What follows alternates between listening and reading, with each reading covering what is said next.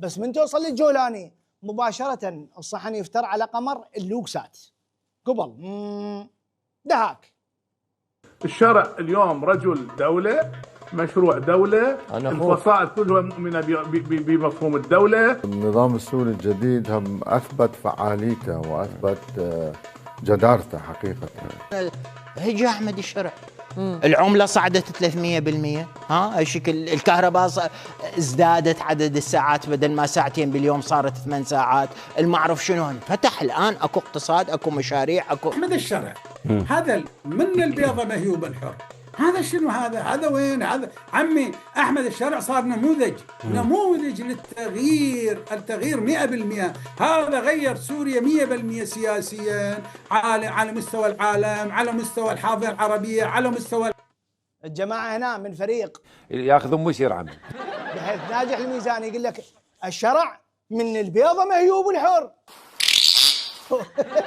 أما بالنسبة الفائق قطية اللي من تجيب لطاري بلد العراق اللي كان بناء بدورتين، يقول لك الذل والجوع والمهانة والإساءة والاحتقار، بينما من تجي سيلة عن سوريا يقول لك هجي أحمد الشرع، العملة صعدت 300%، الشكل الكهرباء ازدادت عدد الساعات، بدل ما ساعتين باليوم صارت 8 ساعات، المعرف شنو فتح الآن، اكو اقتصاد، اكو مشاريع، اكو.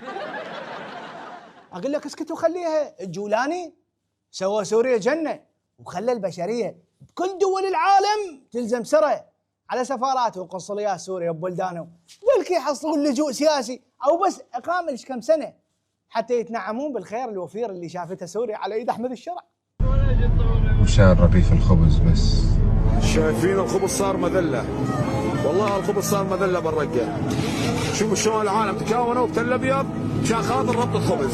اعطانا خدمات خبز وكهرباء ومي بس. منا خبز منا كهرباء. انا بدي خبز، بدي اكل، بدي اشرب، انا بدي اعيش، بدي اعيش انا. 12 نفس كينيان بطاطا لك، ما الله على وينه، كنا نعيش عايشين طيبين ومكيفين. انه ميتين من الجوع، كنت احبسوني، ما فارقه معي بقى، احمد الشرع يوصل الشيء كلياته. دوره ما بعمل ناكله، الخيار ما عم ناكله، ما بعمل ناكل شيء الا البطاطا. والله جيت اشتري كيلو بندور والله ما حصلت، كيلو، انا عندي عيله صار لي 13 سنه غايب، والله لو بعرف هيك بالحرام ما برجع للبلد والله. انا عايش على الفلافل يعني بيني وبينك. المدرسه في اول بده ياخذ معه ياكل، والله انكسرت ايدي مشان عم ببكي مشانه، يا امي هدنا الغلا، هدنا لك العالم بدها تاكل، الاكل اولى، طبعا الاكل اولى، العالم بدهم يشوفون.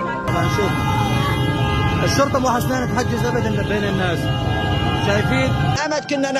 امد كنا نشتري التوم بالراس وبالراسين، امد كان العالم تاكل حبايه البطاطا بالوحده.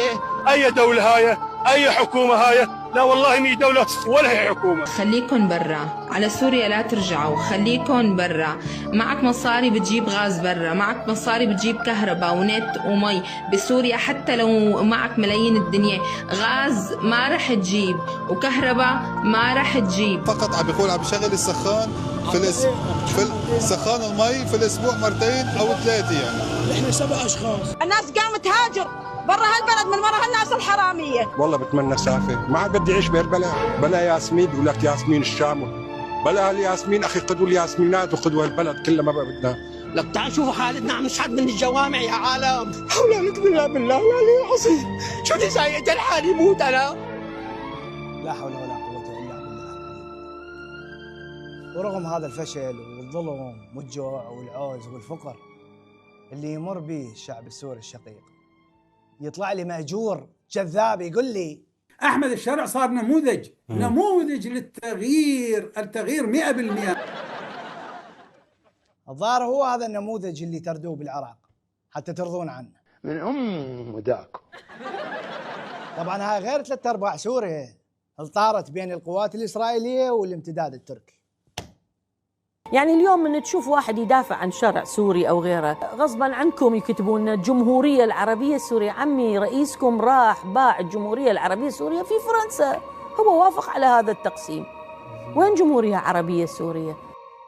هسه هو غير باع سوريا بفرنسا، غير انطى الضوء الأخضر للكيان الصهيوني يتوغل ويحتل أراضي وقرى، غير انتصك على بياض تركيا تسوي اللي يعجبها في سوريا، غير المواطن السوري بعهده شاف الذل والمهانه.